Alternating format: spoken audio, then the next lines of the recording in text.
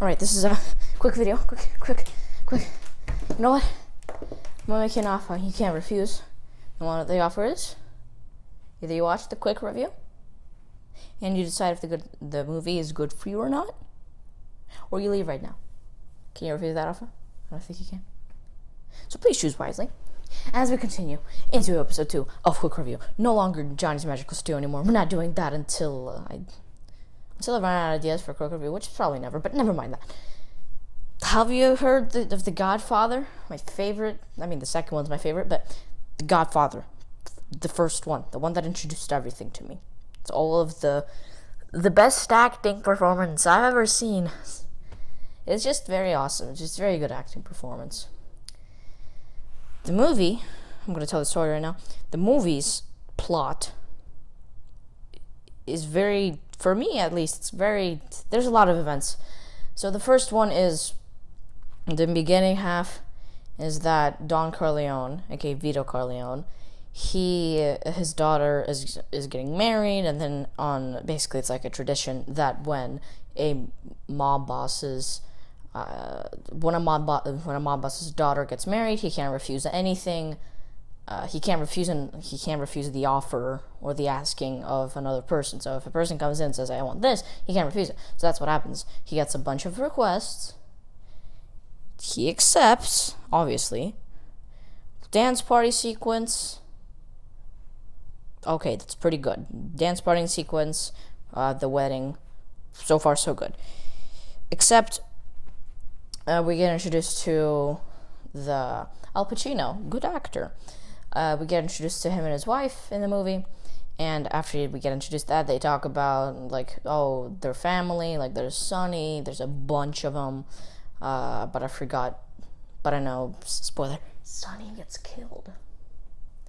So, Sonny gets killed, and obviously it's not fun, but I'm going to tell you how it happened. So, they talk about the family.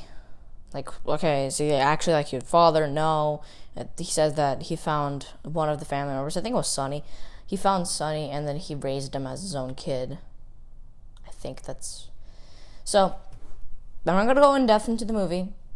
Just know that some stuff is going to happen, and some bad stuff is going to happen. What I mean by bad stuff is that Vito Corleone gets shot. That's all you need to know. I'm not going to spoil the entire movie because it's like watching an audiobook. So I'm just going to go over the plot. So Vito, we're going to call him Vito for now. Vito gets shot, goes to the hospital. They get him out of the hospital. Al Pacino, because I forgot the character's name. I think it's Michael.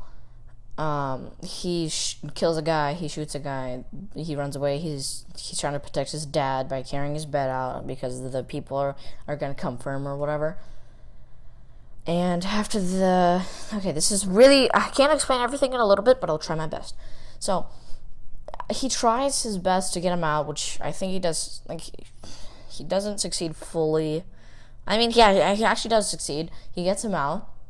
I haven't watched this movie in a long time. I had to watch a couple of vids. But here we are. So he carries him out. Yeah, he carries him out. He helps him. He drives away. Then Michael, I think this was before the movie. Never mind. I'm actually going to talk about this. I was going to say that Michael goes to Cecile. Yeah, I think it's called Cecile. And he meets another woman, and then his wife, but she dies because she gets in the car, and the car goes boom, boom, and then we're done. So, I think what happens is that I'm not going to spoil the most of. I'm going to spoil some stuff, but that's expected. So, Vito, he dies of old age. He doesn't die of killed. He doesn't get assassinated, so he's good. He's in the good. He just dies from having fun with his grandchild, his grandson. After he dies, they go to a funeral, and then they have to baptize. They go to a baptism. And then... Oh, God, I'm so confused. So, they go to... Okay. What you need to know before I tell you the end of the movie... Actually, no, I'm not going to tell you the end. Just know that some stuff happens. Okay? Just know that some stuff happens.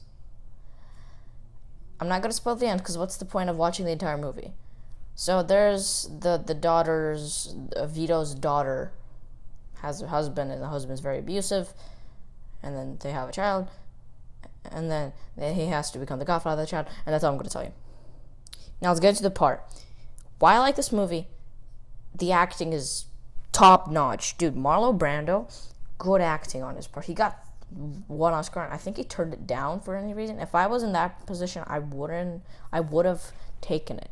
But how he came up with this is, I watched how The Godfather was made, and there was this part where he was getting dressed to become the Godfather. He was getting the makeup done and stuff like that, and then he put, I think it was Kleenex in his mouth. He put it in, and he reached inside, and his cheeks were like hanging down. And just, guys, if you made this far in the video, I just want to say something. This is gonna be another one of those podcast kind of things. So I'm just gonna put some video or image in the background, because those kind of videos that you watch, they take up a good chunk of my time. I'm not saying, oh, I hate ending. I just want to do like this kind of thing. It's just me. So what happens after God, what was I gonna say? So Marlon Brando, he gets